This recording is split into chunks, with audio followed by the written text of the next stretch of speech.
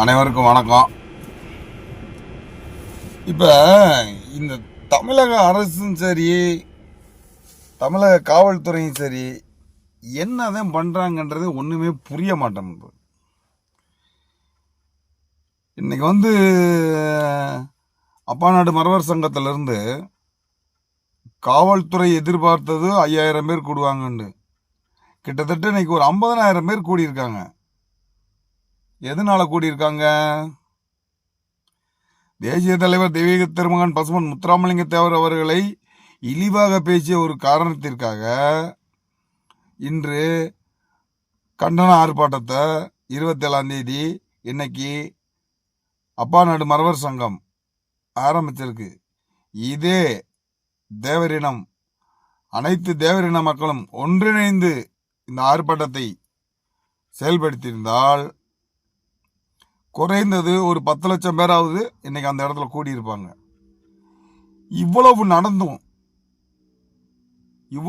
நடந்தும் ஏன் இன்னும் நீங்க சட்டப்பூர்வமா அந்த தேசிய தலைவர் தெய்வீக திருமகனையும் தேசத்தந்தை நேதாஜி அவர்களையும் தவறாக இழிவாக பேசிய நபரை இன்னும் கைது செய்து அவரை குண்டர் சட்டத்திலோ அல்லது தேச துரோக வழக்கிலோ இன்னும் கைது செய்யாமல் இருக்கிறீர்கள் என்பது எங்களுக்கு இன்னும் தெரியல.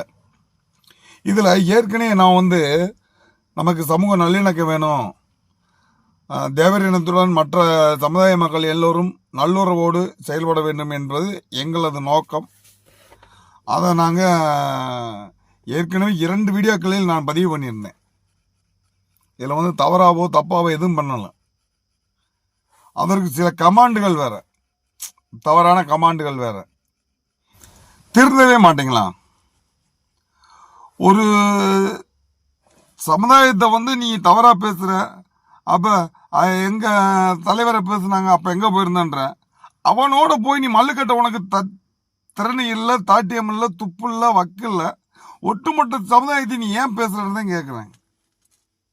நீ ஏன் ஒட்டுமொத்த சமுதாயத்தையும் பேசுற? உன் சமுதாயத்தை குறித்து பேசினான்னு சொல்றீல்ல, அவன் யாருன்னு உனக்கு நல்லா தெரியும்ல. உனக்கு திறனி இருந்தா அவனோட போய் மல்லு கட்ட வேண்டியதானே. ஒட்டுமொத்த தேவர் இனத்தையும் ஏன் நீ பேசுற? தேசியத்தையும் தெய்வீகத்தையும் தனது இரு கண்காக போற்றி அனைத்து தரப்பு மக்களையும் அரவணைத்து சென்று, என்ன இன்றைக்கு அவர் வாழும் காலத்திலேயே அவரை ஒரு தெய்வமாக ஏற்று இன்று முருகப்பெருமானின் 7வது வீடாக பசும்பொன்னில் அவர் அவதரித்திருக்கக்கூடிய அந்த புனிதமான ஒரு தேசிய தலைவரை நீங்கள் ஒரு ஜாதி வட்டத்துக்குள் கொண்டு தவறாக சித்தரித்தும் பேசுவீங்க. நாங்கள் அதை கேட்டுக்கிட்டு பேசாமல் இருக்கணும். அப்போ உங்களுக்கு ரத்தம், எங்களுக்கு தக்காளி சட்னியா? நானும் 2 பதிவுகள் ரொம்ப பொறுமையா கண்ணியத்தோடு போட்டேன். அதெல்லாம் மீறி கமெண்ட்ஸ் நீங்க அதாவது அதான் இன்னும் நாகரிகத்திற்கு வராத ஒரு மூடர்கள் என்பதை சரியா காமிக்கிறீங்க.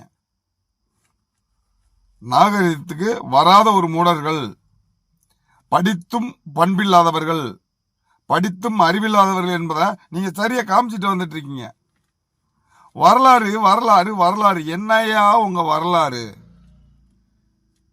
என்ன வரலாறு இருக்கு சொல்லுங்க. இல்ல வாங்க வட்டமேசை மாநாடு போட்டுக்கிறோம். யார் வாரீங்களா வாங்க, நான் ஒரு ஆள் வாரேன். உங்களுக்கு பூரா வரலாறு பூரா நான் சொல்றேன், நீங்க எனக்கு வரலாறு சொல்ல வேணாம்.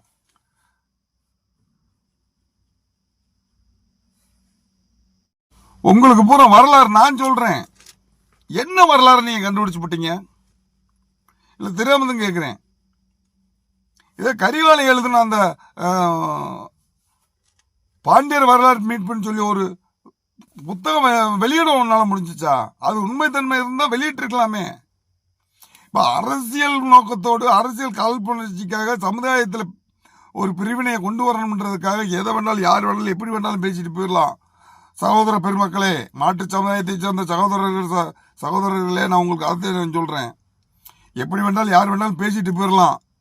ஏன்னா ஆனா அதன் விளைவுகள், அதனுடைய கஷ்டங்கள், அதனால ஏற்படக்கூடிய இழப்புகள் எல்லாமே நம்ம இரு சமுதாயத்தை இதுன்றதை நீங்க மறந்துட்டு செய்றீங்க. உங்கள் சமுதாயத்தை வளர்க்க நீங்க பாருங்க, எங்க சமுதாயத்தை வளர்க்க நாங்க பாக்குறோம்.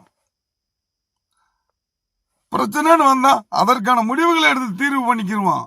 இன்னைக்கு எல்லா தலைவர்களுமே யாரையுமே யாரும் எதுவும் பேசக்கூடாதுன்னு சொல்லி சில முக்கிய தலைவர்கள், தேவர் சமுதாயத்தில் இருக்கக்கூடிய பெரிய தலைவர்கள், சட்ட வல்லுநர்கள் எல்லாம் எடுத்துரைச்சு இப்ப யாரையுமே எதுவுமே பேசக்கூடாதுன்ற ஒரு கட்டுப்பாட்டு கொண்டு வந்தாச்சு.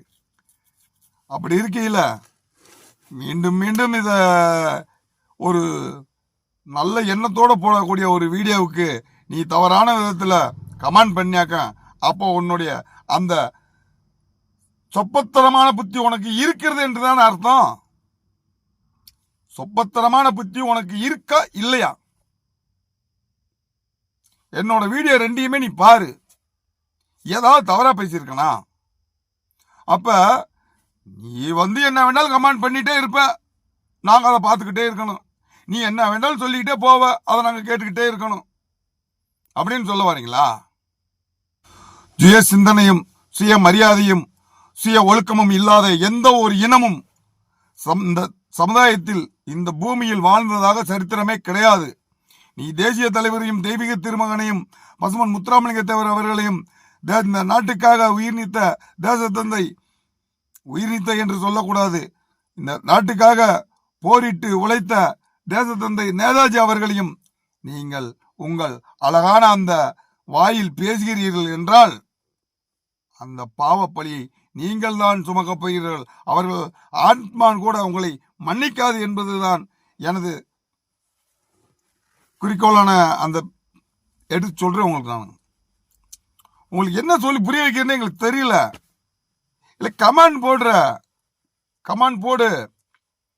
என்ன பண்ண, எங்க அப்பனை உங்க அப்பன்ற வச்சுக்கு போடா. நான் அதைத்தையும் சொல்ல வரேன். எங்க அப்பனை உங்க அப்பன் நீ பேர் வைப்பன்ற வச்சுட்டு போ. எனக்கு எங்க அப்பனை நீ உங்க அப்பன்னு சொல்றதுனால எனக்கு ஒண்ணு கிடையாது. உனக்கு அது பெருமை என்றால் நீ வைத்துக்கொள். இதற்கு மேல் நான் உங்களுக்கு அறிவுரை கூற முடியாது. ஏன்னா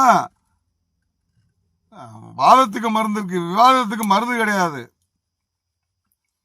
நாங்க எல்லா சமுதாயத்தோடையும் சமூக நல்லிணக்கத்தோடு ஒற்றுமையோடு நம்ம ஒன்னா போனோம்னு நாங்க நினைக்கிறோம். நீங்க பிரிவினை உண்டு பண்ணி ஜாதி கலவரத்தை கொண்டு வரணும்ன்ற எண்ணத்தோடு நீங்க செயல்பட்டு இருக்கீங்க. இதை தமிழ்நாடு காவல்துறையும் தமிழக அரசும் இதற்கு மேலும் இந்த தேவர் சமுதாயத்தை பற்றி தவறாகவும் தேவர் இனத்தை பற்றி தவறாகவும் தேசிய தலைவர்களையும் வாழ்ந்த மன்னர்களையும், வரையப்பட்ட மன்னர்கள் அல்ல வாழ்ந்த மன்னர்களை நீங்கள் மீண்டும் மீண்டும் தவறாக பேசிக் கொண்டிருப்பதை வேடிக்கை பார்த்து கொண்டிருந்தால் தமிழக ஆட்சி கட்டிலிருந்து இந்த தமிழ்நாடு அரசு தூக்கி எறியப்படும். காவல்துறை ஒரு நாள் கவலைப்படும்.